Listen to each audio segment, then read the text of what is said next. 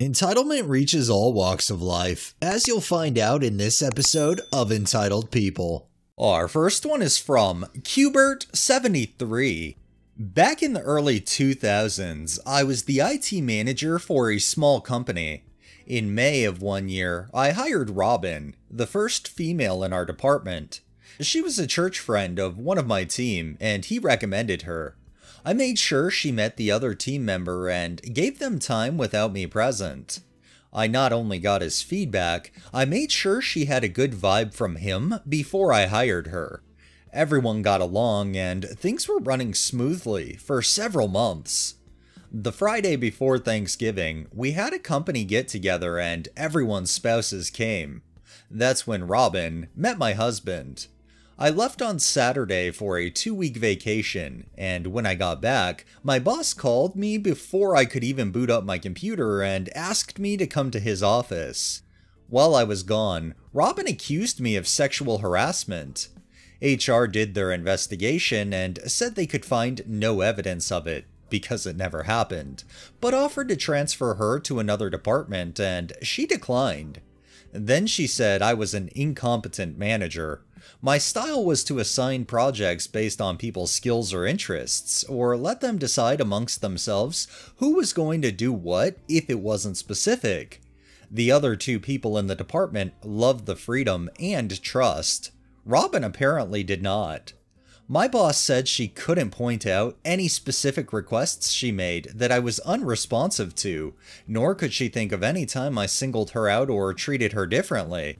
The fact I wasn't micromanaging her made me a bad manager in her eyes. My boss told her that might be new for her, but that was how he managed too, and he never heard anyone complain about being trusted too much or being given too much freedom.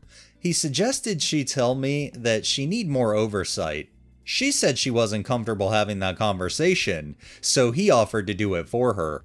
That's when she said she couldn't work with me because I'm gay.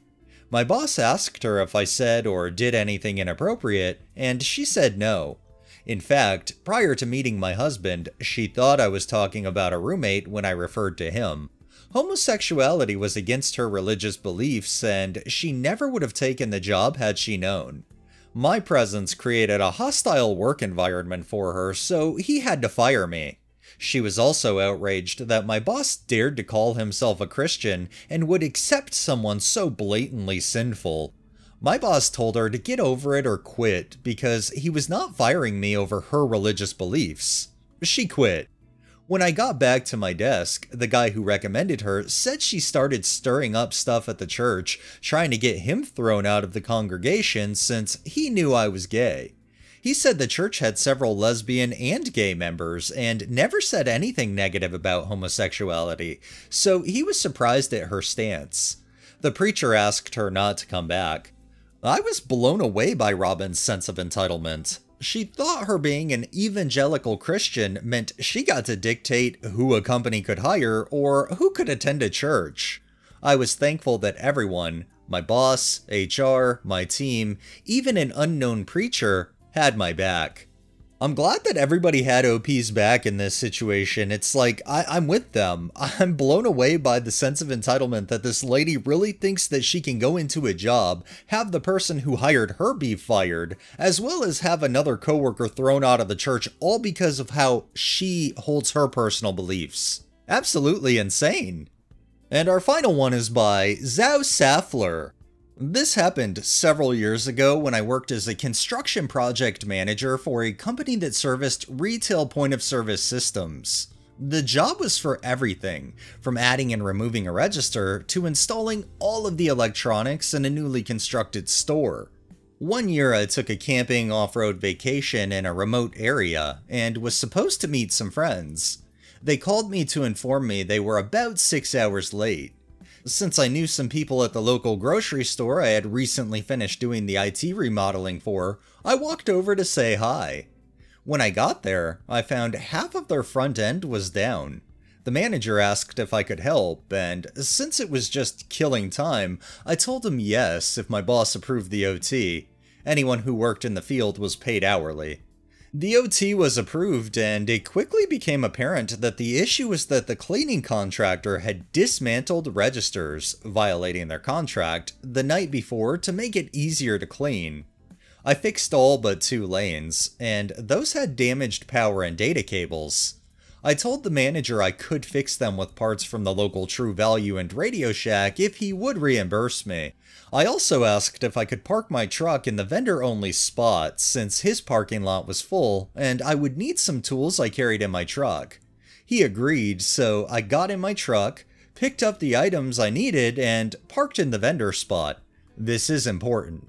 Both registers needed the cabinets dismantled in order to get to replace the damaged cables. I fixed the first lane and got it operational. Then I moved to the second lane, which was right in front of the customer service desk. I made sure the closed sign was up, and had a 6-wheeled cart that was loaded with a special order placed to block the register. I was lying under the register belt in order to connect the new cables to the register base when someone kicked me. They kicked me again, so I lashed out with a steel-toed boot and hit a Karen in the knee, dropping her screaming briefly as she was knocked out when she hit her head on the cart she had moved. What happened was that she decided that my lane should be open, moved the cart, tossed the close sign on the floor, and kicked me for ignoring her. What she failed to notice was that there was a local cop at the customer service desk asking if they wanted the lifted truck in the vendor spot ticketed. The manager was directing him to where I was to see if it was mine, and they both saw the woman kicking me. The cop called an ambulance for Karen, and then asked if I wanted to press charges, which I did. The store also pressed charges as she had been banned and was violating a no trespass order. She later pled guilty to the trespass and a misdemeanor assault charge after being informed that a police officer witnessed the attack and security camera recorded it. My employer's legal team informed me that I was being subpoenaed for a deposition because she was suing both companies for compensation for my having broken her kneecap and giving her a concussion. A week later, I was told this was cancelled, as the judge has dismissed the case with prejudice due to her having initiated the violence according to the police report. The fact that this Karen was stupid enough to kick somebody in a store in the first place, considering almost all places now have cameras, it baffles me, but it doesn't. Her level of entitlement, though, was met with instant karma, and I'm just so grateful that things played out the way it did. Treat others the way you want to be treated. Don't kick others if you don't want to be kicked back. Alright, that's enough entitlement for the day. Well, that wraps up this episode of Entitled People. If you liked the video, please drop a like, share my content on all of your social media, subscribe if you haven't already, and make sure to hit that bell so you're notified every time I upload, and drop a comment down below. It really helps with the algorithm and helps new people find my channel. Thanks for watching, thanks to my patrons and super thanks contributors. Have a great day and stay safe out there.